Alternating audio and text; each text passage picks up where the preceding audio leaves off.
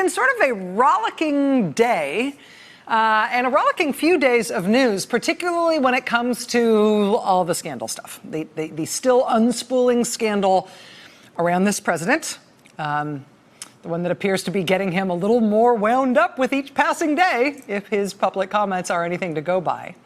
The New York Times, of course, reported this weekend that the serving White House counsel, Don McGahn, has done more than 30 hours of voluntary interviews with the special counsel, Robert Mueller, and his team of prosecutors.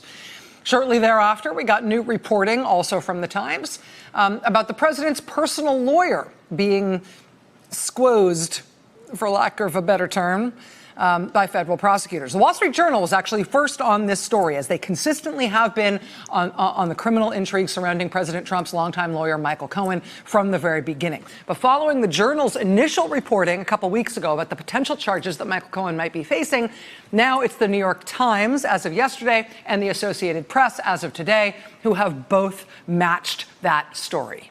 So the Wall Street Journal and the AP and the New York Times all now reporting that Michael Cohen's legal vulnerability may be, at least in part, related to tens of millions of potentially fraudulent bank loans, and also potentially campaign finance violations related to his payoffs to at least a couple of women during the campaign who both said that they had sexual relationships with the president.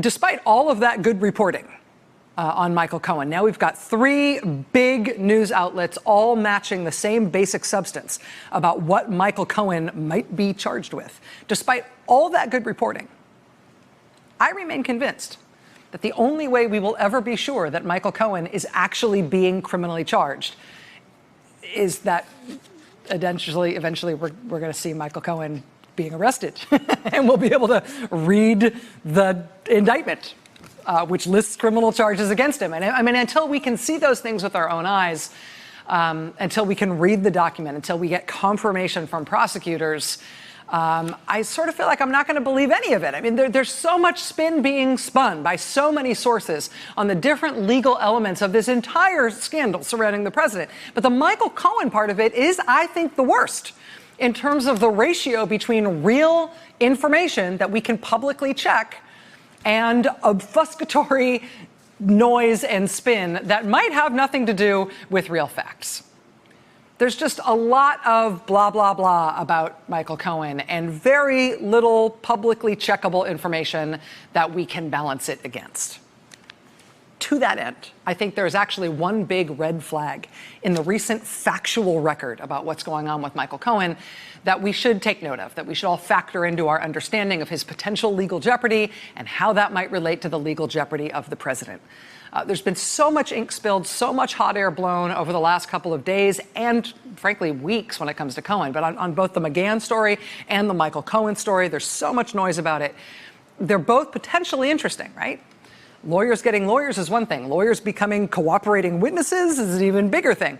I do think that there are steps that we should all take to avoid being spun or misled on both of those stories.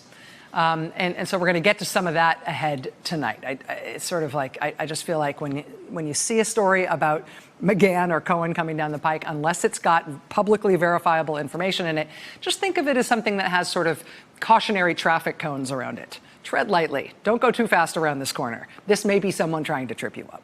Hey there, I'm Chris Hayes from MSNBC. Thanks for watching MSNBC on YouTube. If you want to keep up to date with the videos we're putting out, you can click subscribe.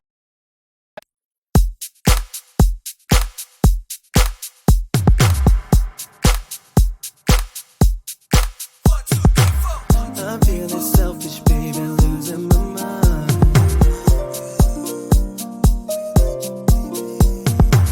This drink in my cup ain't doing me right, 'cause I'm feeling like I'm sipping on time. Without you, baby, my steps ain't right.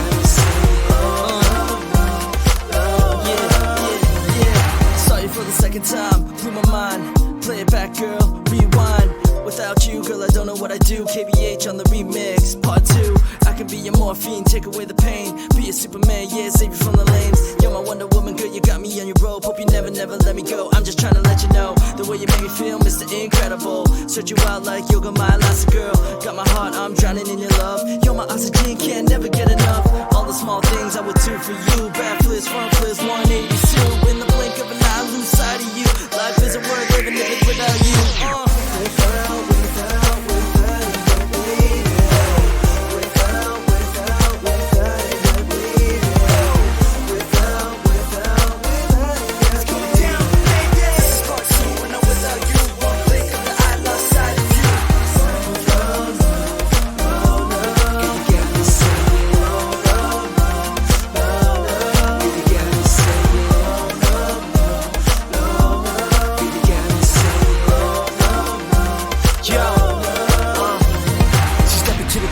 Wants a cold check, high heel strap and the body on check. Something like a Maserati when she walk by, keeping at a distance cause shot is too fly. Cause the roof's on fire, she only getting higher. Lust is required, let me give you your desire. The vision of your beauty just stuck in my dome. Try to let me in like an invitation to your home. Without you, baby, we don't make one. Cause you like my bullet and my loaded gun. Blood drunk, got me so sprung, hanging on tight like I'm on the run. Like the mafia, you made me who I am. I made man, but before I met you, I was acting like a good 10. Without you, it's like I'm locked in the pen. Do that like that, again and again.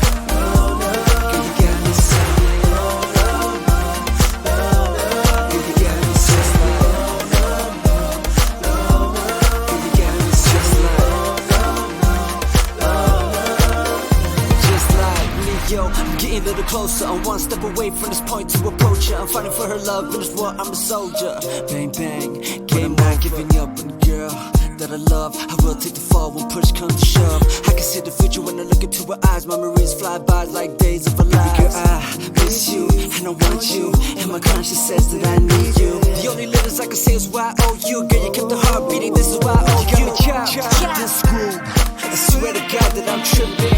Without you, girl, I got insomnia. I can't sleep cause my kids